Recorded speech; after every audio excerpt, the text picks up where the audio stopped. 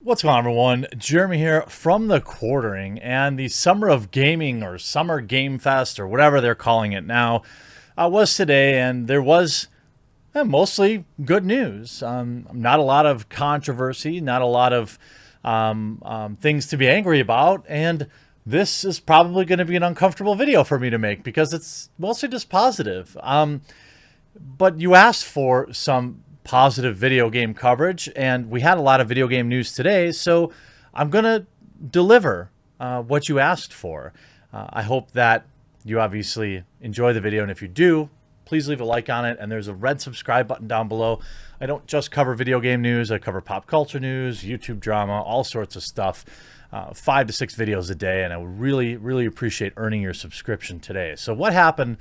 What did you miss at the Game Fest? Well, obviously we got Elden Ring, which we're going to talk about all on its own, but the big surprise with the Elden Ring reveal is that the game's coming out in like 7 months, in January. You know, by then Cyberpunk 2077 might be as promised. So we're gonna have two. I'm gonna have two really good games to play in the new year. But obviously we had Elden Ring.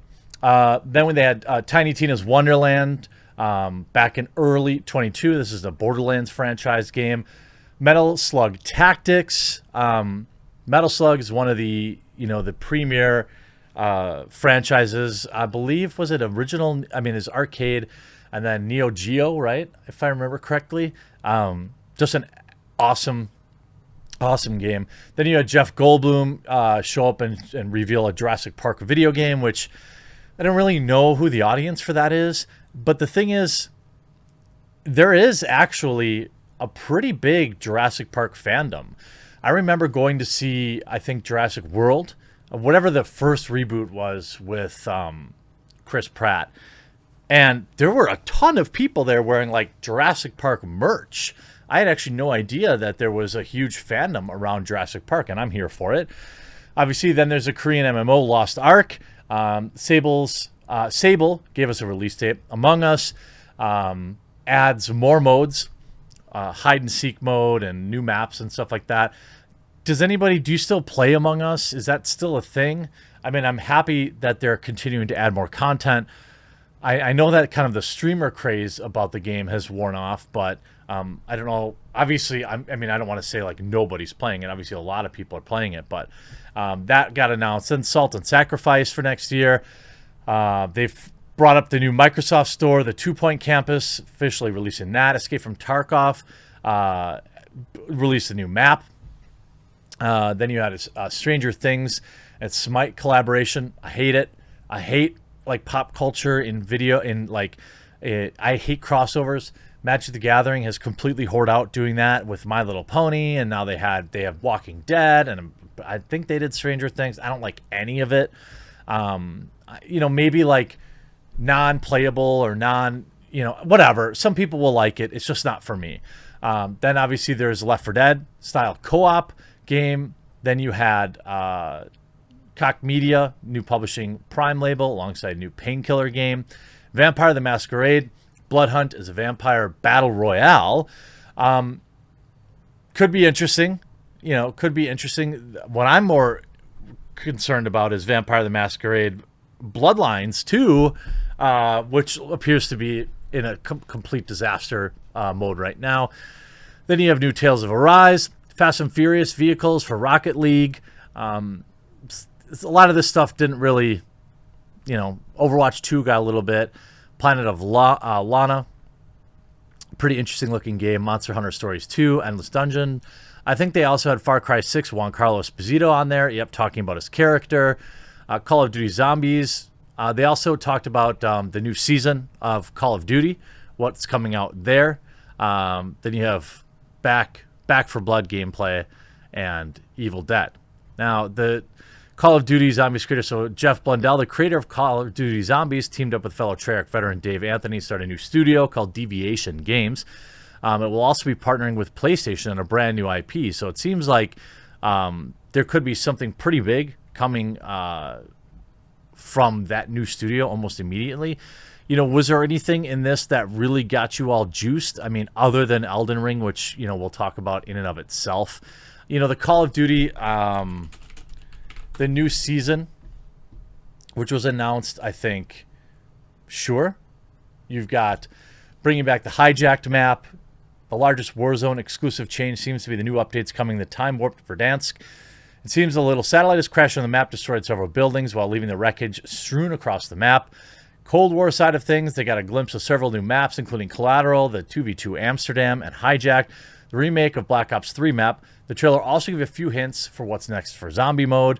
It seems that there are a few huge enemies, the way of including something that looked like a dragon with a new flaming train. I never really got into zombie mode. I tried it once when I was just kind of a little burnt out, and it was okay. It just gets repetitive for me. Maybe it's just because of the way I'm playing. The new season, getting another season, but there won't be a whole new map this time. Just some small changes. Then probably the biggest announcement I thought is that, of course, Elden Ring is not only real, but it's dropping in like just a few months. Thursday marks the start of an important stretch for video game fans. The Summer Game Fest, streaming on both YouTube and Twitch, kicked off a special stream revealing several video games. The Summer Game Fest precedes the E3, which returns a year after the coup. And I don't expect anything huge to get announced. The new console generation has been largely frustrating for me. And even though I have them, most of these new games are still cross-platform because no one can get them. Even the new God of War and all this stuff is still going to be on original consoles. So, why did I rush out and buy these consoles? I don't know, because I'm an idiot. June is a critical month for the industry as gamers await new titles with grace, their Xbox and PlayStation and Nintendo Switches. So Elden Ring. What happens when you bring fantasy author George R.R. Martin to the Game of Thrones, from the Game of Thrones, author of the Game of Thrones series, along with the studio behind Dark Souls and Bloodborne, a new fantasy adventure called Elden Ring launches January 21st. Now, From Software I have a lot of faith in them. I have a lot of, I'm not worried about the game being a broken mess on launch, but, it could be. Am I pumped about another Souls-style game? Yeah, I think so, given where it's coming from, literally, and, the potential of the fantasy elements from George R.R. Martin. I know that'll be bittersweet for a lot of Martin fans who, continue to wait for him to finish his books. You can see over 2 years have passed since From Software first shared a pre-render release for Elden Ring at last E3, 2019, during the streaming summer game event. On Thursday, publisher Bandai Namco showed the first gameplay reveal from this collaboration between Dark Souls creator and Game of Thrones scribe, and announced a release date of January 21st, 2022 for next-gen and current-gen. It's interesting to me. Elden Ring reveal capped off with a trailer full of other sorts of things. They waited, they baited the entire stream to get Elden Ring. I think, obviously, the reception for this game is very high. Why? Because From Software has earned that. It's very similar to what we saw with Cyberpunk 2077. Just everyone already trusts them and is willing to give them the benefit of the doubt immediately that this game will be amazing. And you see a lot of the replies saying, when a trailer is from actual game and not just some pre-rendered wankery, something's going to rise all right. We're called the Tarnished now. Hello, my fellow Tarnished. Dark Souls throws lightning at dragons. Elden Ring, dragons throw lightning. I think this is going to be a game that's probably going to be very difficult, but it looks epic. The color palette is a little brighter than probably what you're used to from them, but the game looks incredible. And if you haven't played, Sekiro, I think that's obviously worth playing. And, I just think people are very excited. The fact that there's only 379 dislikes, what is there even to dislike about this game? I saw some people saying, coming into my comments saying, like, overrated. I don't know. How could you even say that? The game's not out yet. If I learned anything, though, from Cyberpunk 2077, it's to weather my expectations.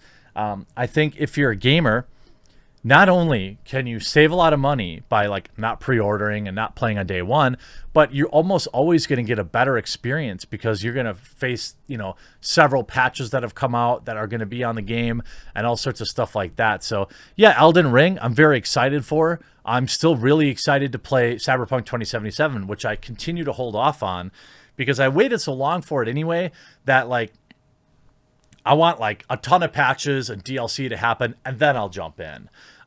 It's kind of like when I played Far Cry 5. Like it had, I think I bought it for like on sale for like $5, and it had everything fixed. I didn't have any glitches, very few, and I had all the DLC, and I had a blast with it.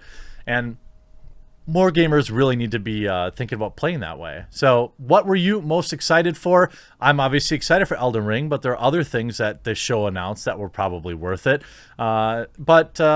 Yeah, Elden Ring is real. Hope you enjoyed this video. We'll talk to you again real soon.